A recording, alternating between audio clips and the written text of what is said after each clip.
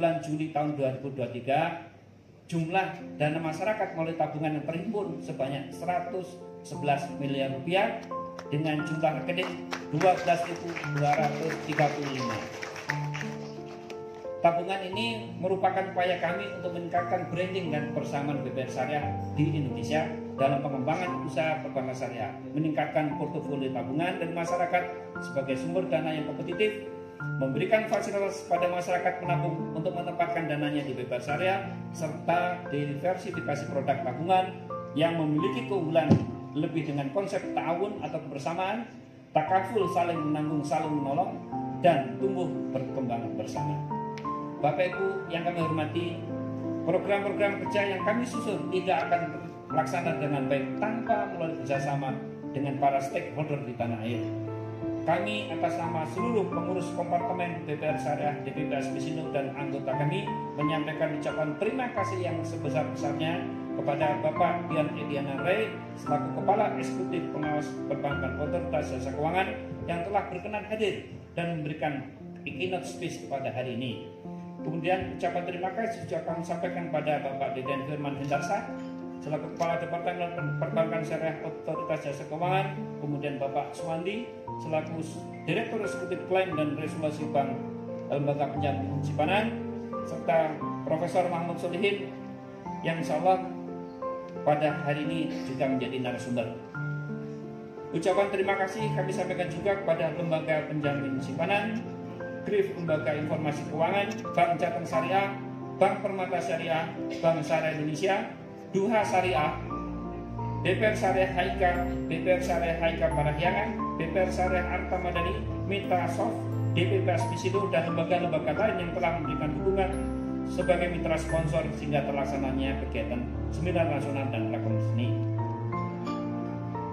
Ucapan terima kasih kami sampaikan juga kepada pemerintah Provinsi Daerah Istimewa Yogyakarta, Otoritas Jasa Keuangan, Bank Indonesia, Majelis Ulama Indonesia, KNIKS, organisasi kemasyarakatan, perguruan tinggi, sekolah-sekolah, serta rekan-rekan media cetak maupun elektronik yang mendukung acara ini. Pengembangan ekonomi dan perbankan syariah konsisten menunjukkan angka positif. Mengutip pernyataan Gubernur Bank Indonesia dalam Forum Syariah Economic and Financial Outlook 2023, di tengah berbagai tekanan global yang berdampak pada ekonomi Indonesia, ekonomi syariah berhasil tumbuh dan mendukung ekonomi di dalam negeri. Beliau pun optimis bahwa ekonomi syariah akan tumbuh dengan semakin meningkatnya pembiayaan syariah serta sinergi antar stakeholder. Masih di forum yang sama, Direktur Utama Lembaga Pengembangan Perbankan Indonesia menyatakan bahwa ekonomi syariah 2023 diproyeksikan masih akan terus tumbuh di tengah dinamika perekonomian global yang terus mengalami ketidakpastian. Perlu dicatat bahwa Indonesia telah memiliki Master Plan Ekonomi Syariah Indonesia tahun 2019 sampai dengan tahun 2024 yang di dalamnya membahas pula mengenai penguatan keuangan syariah. Bertolak dari sedikit gambaran kondisi terkini tadi, tentu telah terlihat urgensi dan nilai penting penyelenggaraan BPR Syariah Summit 2023, sehingga saya atas nama pemerintah daerah Yogyakarta menyambut baik dan mengapresiasi inisiatif DPP Kompartemen BPR Syariah Aspesindo beserta seluruh pihak terkait sehingga kegiatan ini memungkinkan untuk terlaksana.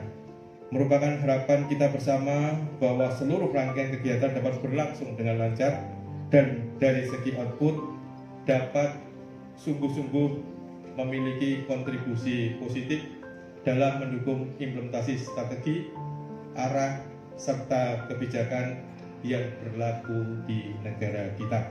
Yang tidak kalah penting, bagaimana agar kegiatan ini dapat membantu dalam hal positioning BPR Syariah sebagai bagian tak terpisahkan dari ekosistem besar ekonomi syariah. 11,88% menjadi 20,69 triliun. Demikian juga dengan pembiayaan yang tersalurkan dan dana pihak ketiga yang berhasil dihimpun dari masyarakat masing-masing bertumbuh 21,25% dan 15,39% dibandingkan periode yang sama pada tahun lalu. Hal ini menunjukkan bahwa industri beber syariah mampu bertahan menghadapi berbagai tantangan dan hambatan, serta mampu memanfaatkan peluang yang ada untuk meraih kepercayaan masyarakat bermitra dengan kita.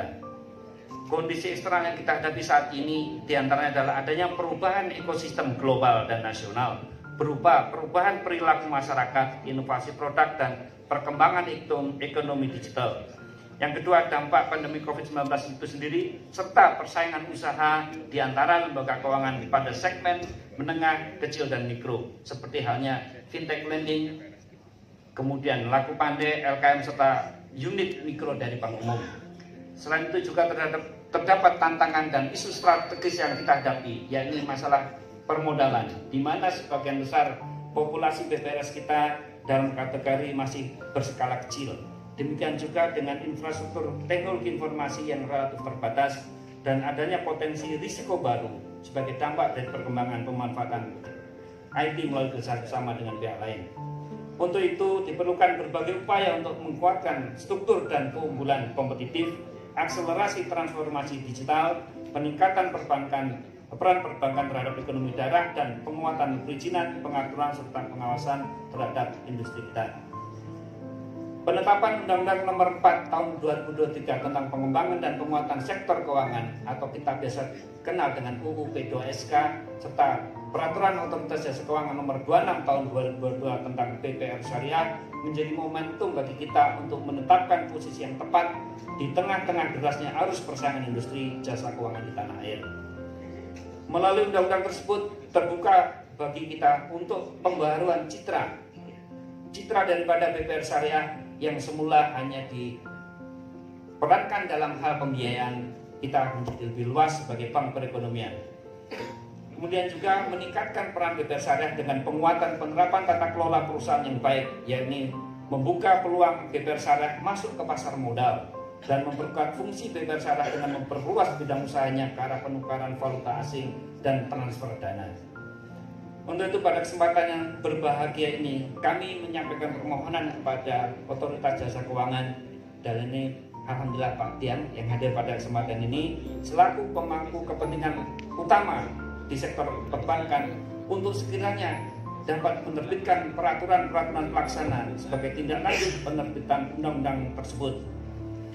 Bapak Ibu yang kami hormati, kami mendukung berbagai upaya pengembangan ekonomi syariah di tanah air yang dilaksanakan oleh pemerintah maupun otoritas. Di antaranya adalah dengan dukungan kepada Otoritas Jasa Keuangan yang telah meluncurkan roadmap pengembangan perbankan syariah tahun 2020-2025. Roadmap ini membawa visi mewujudkan perbankan syariah yang resilient, berdaya saing tinggi, dan berkontribusi signifikan terhadap perekonomian nasional dan pembangunan nasional. Di samping itu juga melalui roadmap pengembangan industri BPR dan BPR Syariah 2021-2025, industri BPR Syariah didorong untuk menjadi bank yang berdaya saing lebih baik dengan dukungan permodalan yang kuat, tata kelola dan manajemen risiko yang lebih baik. Nah, kemudian yang ingin saya sampaikan Bapak sekalian, pasal yang terkait bank syariah ini, BPR Syariah termasuk di dalamnya, ini merupakan suatu hal yang sangat luar biasa mendapat perhatian di dalam Undang-Undang P2SK ini. Bahkan ketentuan mengenai spin-off UUS, unit usaha syariah itu merupakan suatu isu yang dianggap begitu penting untuk disatukan undang-undang. Dan dalam konsultasi dengan saya pada waktu itu Komisi 11 mengatakan akhirnya mengatur di dalam P2SK itu bahwa yang namanya ketentuan POJK atau peraturan OJK itu harus berkonsultasi dengan Komisi 11. Ini pasal-pasal dalam peraturan perundang-undangan kalau dinyatakan tidak pernah ada, Pak, mungkin hanya segelintir yang pernah ada. Undang-undang itu tidak boleh merumuskan konsultasi sebetulnya, karena DPR itu dan pemerintah itu jelas batas-batasnya. Tetapi sekarang konsultasi dengan DPR itu ada di situ, Pak.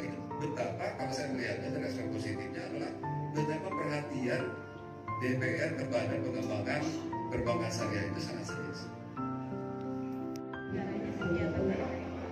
Ya, terima kasih ya rekan-rekan media. Yang pertama saya kira memang BPR Syariah Summit ini sangat baik ya, karena memang dengan berkumpul dan berdiskusi mengenai berbagai hal yang terkait dengan kegiatan atau aktivitas BPR Syariah ini memang akan sangat penting ya untuk pengembangan dan perbaikan BPR Syariah ke depan.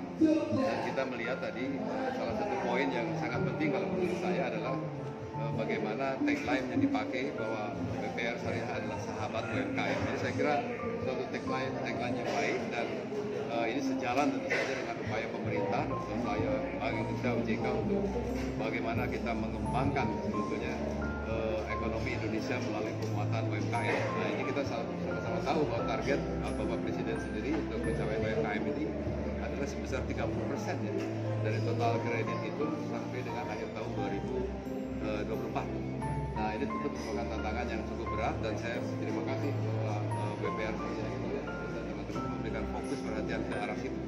Dan dengan berfokus saja ke UMKM itu merupakan kekuatan paling dominan sebetulnya dalam perekonomian kita, yang justru itu harus dioptimalkan betul. Nah, jadi sehingga saya yakin betul bahwa diskusi hari ini akan bisa melahirkan banyak gagasan dan juga pemikiran-pemikiran dalam konteks implementasi undang-undang keuangan yang baru kita, undang-undang P2S. Begitu. POJK spin-off kapan rilis ya Pak? POJK sudah keluar, POJK spin-off sudah keluar. Jadi nanti silakan baca teman-teman, tapi intinya sebetulnya sederhana. Kita tidak menetapkan jangka waktu spin-off itu sekarang, tapi kita menetapkan apa yang kita sebut sebagai parameter kapan mereka harus spin-off. Jadi ketentuannya adalah 50% sih dari induknya, total aset induk itu, atau kemudian adalah 50 triliun total aset yang sudah dicapai, itu mereka bisa mengajukan untuk spin-off dalam jangka waktu paling lambat itu 2 tahun ke depan. Nah, itu intinya saja, itu sebetulnya banyak lain yang ketentuannya, karena sebetulnya ketentuan yang terkait dengan spin-off itu sekaligus juga adalah kebijakan kita untuk mengakselerasi ini pengembangan perbankan syariah ke depan. Ada berapa unit Pak yang memenuhi kriteria? Sedang kita pelajari ya, nanti itu karena ini akan saya kira akan berdampak juga kepada berbagai hal yang terkait dengan upaya persiapan mereka, sehingga nanti kita akan coba merumuskan dulu dan mendiskusikan dengan mereka. Dan jangan lupa juga bahwa upaya-upaya itu kemungkinan akan kita lakukan secara bersamaan dengan upaya untuk melakukan konsolidasi. Seperti apa yang tadi saya katakan, kita mengharapkan, OJK ini mengharapkan bahwa akan ada bank syariah yang seumuran dengan BSI, itu sekitar 2 atau 3 lagi akan kita kita implementasikan. Gitu. Kalau CIMB juga bisa ya Pak ya? Udah memenuhi kriteria ya Pak? Ya, silakan teman-teman ambil kesimpulan. Saya tidak menyimpulkan. Saya tidak boleh mention nama bank tertentu. Ya. Apa pesan yang akan disampaikan kepada BPR Syariah ini, Pak? Ya, pesan saya tadi, Pak. Jadi memang BPR Syariah itu harus memberikan kontribusi yang lebih tentu saja kepada UMKM. Yang kedua, ini juga jaga integritas ya, jaga profesionalisme. Jangan sampai kemudian reputasi BPR Syariah itu kemudian rusak karena perilaku 1-2 orang di dalam BPR Syariah. Ini sangat penting karena integritas sistem, bahkan integritas individual bank itu sangat menentukan ya, apakah kita akan dipercaya atau tidak oleh masyarakat. Oleh karena itu jangan ada salah sedikit pun. Beratnya jadi dengan BPR Syariah maupun bank syariah adalah itu harus zero defect. Tidak boleh berbuat kesalahan. Kalau orang berbuat kesalahan, itu image-nya itu akan membayangkan bukan semata-mata sama saja dengan makmur, tapi mungkin malah lebih buruk gambaran dengan itu. Sehingga ini jaga betul masalah integritas dan profesionalisme. Gitu. Upaya OJK ke depannya untuk meningkatkan kinerja BPR Syariah seperti apa? Ya, banyak hal nanti akan dijelaskan oleh teman saya, kayak teknis tadi akan disampaikan oleh teman-teman. Itu ada rancang bangun kita untuk sampai 2027.